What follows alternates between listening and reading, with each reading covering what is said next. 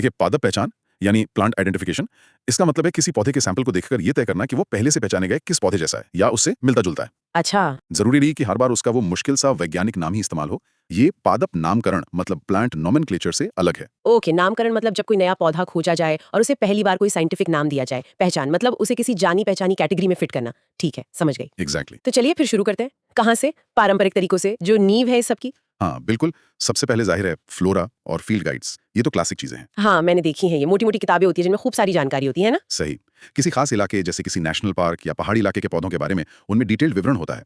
पहचानने में मदद करने वाली कुंजियां मतलब कीज होती हैं, और चित्र या स्केच भी। किसी एरिया के प्लांट्स को समझने के लिए ये बेसिक रेफरेंस है। लेकिन ये तो छपी हुई किताबें हैं, मतलब जानकारी एक तरह से फिक्स्ड हो गई। क्या ये आज भी उतनी ही काम की है जहाँ सब कुछ ऑनलाइन है? ये अच्छा सवाल है। देखिए, ये एक मजबूत आधार तो देती ही है, खासकर उन जगहों पर जहां मान लीजिए इंटरनेट नहीं है या जहां वो स्थापित ज्ञान ही सबसे जरूरी है। हाँ, ये बात तो है। लेकिन हाँ, जानकारी स्टैटिक होती है और पूरी दुनिया को तो कवर नहीं कर सकती। अच्छा। अच्छा, इसी पारंपरिक कैटेगरी में एक और बहुत बहुत महत्वपूर्ण चीज है, हर्बेरियम नमूने। हर्बेरियम, नाम तो सुना है। ये क्या है, कोई म्यूजियम जैसा पौधों का? हाँ, एक तरह से कह सकते हैं। हर्बेरियम स्पेसिमेन असल में सुखाए हुए और दबाकर प्रिजर्व किए गए पौधे या उनके हिस्से होते हैं। उन्हें एक शीट पर लगाया जाता है ओह। और साथ में एक लेबल होता है। उस लेबल पर पौधे का नाम, उसे कहां से और कब लिया गया, किसने लिया, ये सारी जानकारी होती है। ये नमूने दुनिया भर के हर्बेरिया में रखे जाते हैं। आप इन्हें पौधों की विशाल लाइब्रेरी या आर्काइव समझ सकते हैं। अच्छा, तो इनका क्या काम है? बस पुराने पौधों को संभाल कर रखना? नहीं रे, इनका महत्व बहुत ज्यादा है। ये एक तरह से फिजिकल प्रूफ है किसी प्रजाति की पहचान के लिए। मान लीजिए क्लासिफिकेशन में कोई कंफ्यूजन है तो वैज्ञानिक इन ओरिजिनल नमूनों को देख सकते हैं। अच्छा, रेफरेंस के लिए। बिल्कुल।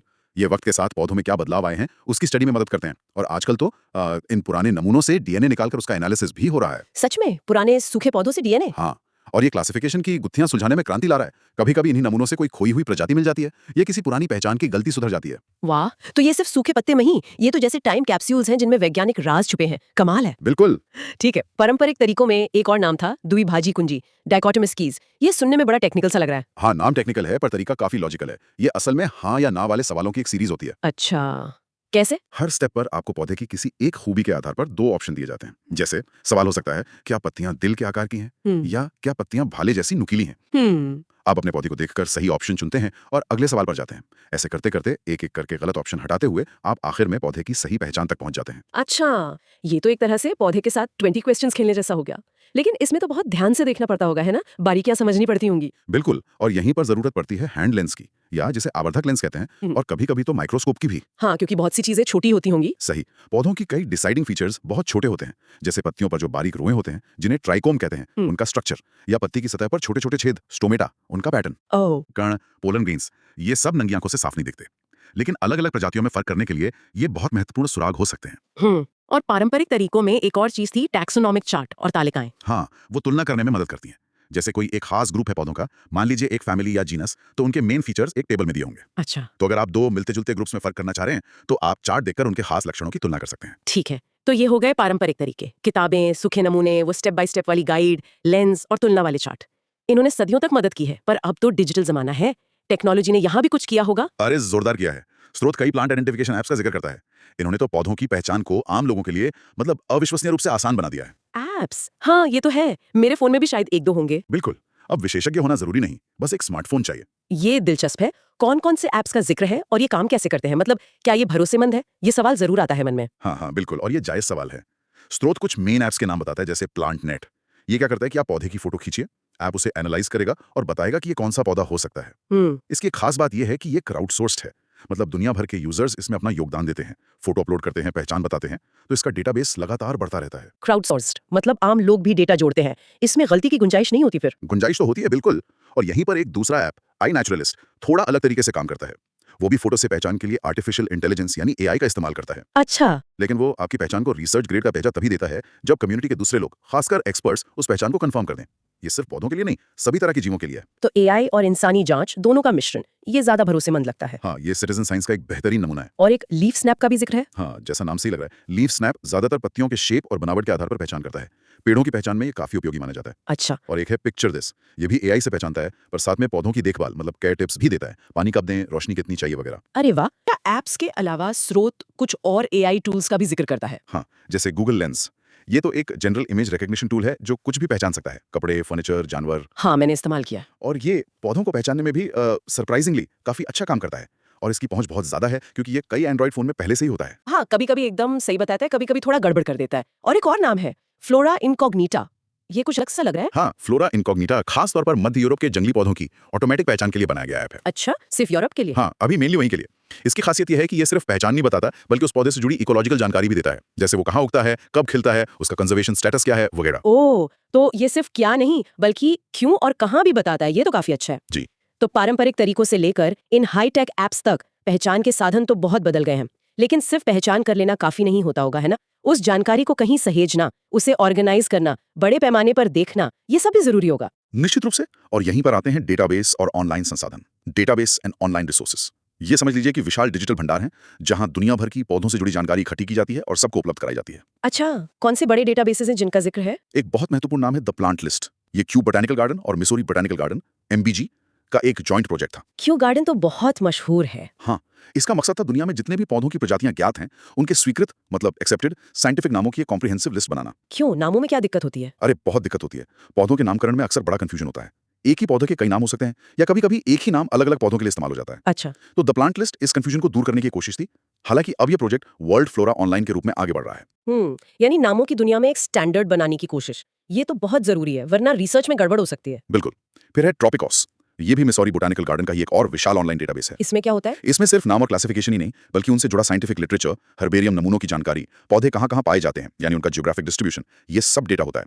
रिसर्च करने वालों के लिए ये बहुत ही जरूरी रिसोर्स है। समझ गए। और एक और नाम था GBIF, global biodiversity information facility. हाँ, GBIF का दायरा और भी बड़ा है। ये दुनिया भर के इंस्टीट्यूशन से बायोडाइवर्सिटी डेटा इकट्ठा करता है, मतलब कौन सी प्रजाति कहाँ और कब पाई गई। और ये सिर्फ पौधों के लिए नहीं है, सभी जीवों के लिए है। ओह, जरूरी है, ये तय करते हैं। तो ये एक तरह से पूरी दुनिया की बायोडाइवर्सिटी का डिजिटल मैप बना रहा है। और भारत के लिए भी एक खास पोर्टल का जिक्र था। हाँ, India biodiversity portal. India biodiversity portal ये खास तौर पर भारत की जो इतनी रिच बायोडाइवर्सिटी है, जिसमें पेड़ पौधे भी शामिल है, उस पर जानकारी जमा करने और शेयर करने का एक प्लेटफॉर्म है। इसमें आम नागरिक भी अपना योगदान दे सकते हैं, फोटो अपलोड कर सकते हैं, पहचान बता सकते हैं। अच्छा, ये भी सहभागी है। जी, ये एक सहभागी मंच है। तो पारंपरिक ज्ञान, मॉडर्न ऐप्स और ये बड़े-बड़े ऑनलाइन डेटाबेस, ये सब मिलकर पौधों की पहचान और उनके बारे में हमारी समझ को कितना बेहतर बना रहे हैं। लेकिन साइंस तो यहाँ रुकता नहीं है। स्रोत कुछ और भी एडवांस तकनीकों का इशारा कर रहा था। हाँ, स्रोत संक्षेप में कुछ ऐसी तकनीकों का उल्लेख करता है जो मॉलिक्यूलर बायोलॉजी और बायो इन्फॉर्मेटिक्स पर आधारित हैं। ये तकनीकें खास तौर पर तब काम आती हैं जब सिर्फ बाहर से देखकर पहचानना मुश्किल हो या फिर प्रजातियों के बीच का जो एवोल्यूशनरी रिश्ता है उसे समझना हो। मॉलिक्यूलर बायोलॉजी मतलब DNA वगैरह? बिल्कुल। एक प्रमुख तकनीक है DNA बारकोडिंग। DNA बारकोडिंग, ये क्या है? जैसे सुपरमार्केट में बारकोड होता है, हाँ, कुछ वैसे ही समझ लीजिए। वैज्ञानिकों ने पाया कि DNA के कुछ छोटे स्टैंडर्ड हिस्से होते हैं जो अलग-अलग प्रजातियों में अलग-अलग होते हैं, यूनिक होते हैं। अच्छा। तो इन हिस्सों के सीक्वेंस का इस्तेमाल करके किसी भी सैंपल से, चाहे वो पत्ती का टुकड़ा हो, जड़ हो या कोई पाउडर ही क्यों ना हो, प्रजाति की पहचान की जा सकती है। अरे वाह, पौधे का जेनेटिक फिंगरप्रिंट, ये तो क्रांतिकारी लगता है। यह है भी। स्रोत ब्लास्ट जैसे टूल्स का जिक्र करता है। ये NCBI का एक ऑनलाइन टूल है। साइंटिस्ट अपने सैंपल से मिला DNA सीक्वेंसेस में डालते हैं और ये टूल उसे दुनिया भर के ज्ञात सीक्वेंसेस के विशाल डेटाबेस से मिलाता है, जैसे कि बोल्ड सिस्टम्स में स्टोर किए गए बारकोड्स, और बताता है कि ये किस प्रजाति से सबसे ज्यादा मैच कर रहा है। कमाल है। इसका इस्तेमाल कहाँ होता होगा? बहुत जगह। अवैध वाइल्ड लाइफ ट्रेड को रोकने में, खाने की चीजों में मिलावट पकड़ने में, यहाँ तक कि हवा में मिले पराग कणों से ये पता लगाने में कि मधुमक्खियां किन फूलों पर जा रही हैं। ये तो जासूसी फिल्मों जैसा लग रहा है। वाह। अच्छा, और वो फाइलोजेनेटिक एनालिसिस क्या था जिसके लिए मेगा सॉफ्टवेयर का जिक्र है? फाइलोजेनेटिक्स का मतलब है प्रजातियों के बीच विकासवादी संबंधों का अध्ययन करना।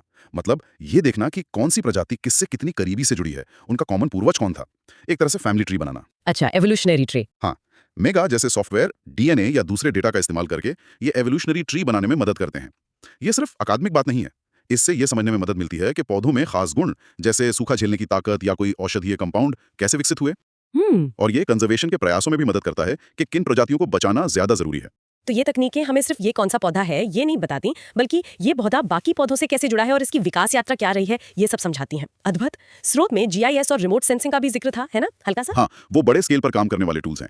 GIS यानी ज्योग्राफिक इंफॉर्मेशन सिस्टम सॉफ्टवेयर, जैसे ArcGIS या QGIS। इनसे पौधों या वनस्पति के प्रकारों का भौगोलिक वितरण, मतलब वो कहाँ-कहाँ फैले हैं, उसका नक्शा बनाया जाता है और विश्लेषण किया जाता है। मैप पर देखना। हाँ, और रिमोट सेंसिंग जिसमें सैटेलाइट या ड्रोन से ली गई तस्वीरों का इस्तेमाल होता है, और इनवाई या अर्डास इमेजिन जैसे सॉफ्टवेयर की मदद से हमें बड़े इलाकों जैसे जंगल, घास के मैदान, खेत, वहाँ की वनस्पति के प्रकार और उसकी हेल्थ का पता लगाने में मदद मिलती है। अच्छा, जैसे वनों की कटाई पर नजर रखना। बिल्कुल। या फसल की पैदावार का अनुमान लगाना। इन सब कामों के लिए ये बहुत महत्वपूर्ण है। तो हमने पौधों की पहचान की एक पूरी यात्रा देखी। हाथ में पकड़ने वाली फील्ड गाइड और लेंस से शुरू होकर जेब में रखे स्मार्टफोन ऐप्स, विशाल ऑनलाइन डेटाबेस, DNA के रहस्यों को खोलने वाली तकनीकें और यहाँ तक कि अंतरिक्ष से देखने वाले सैटेलाइट तक। सच में ये बहुत प्रभावशाली है।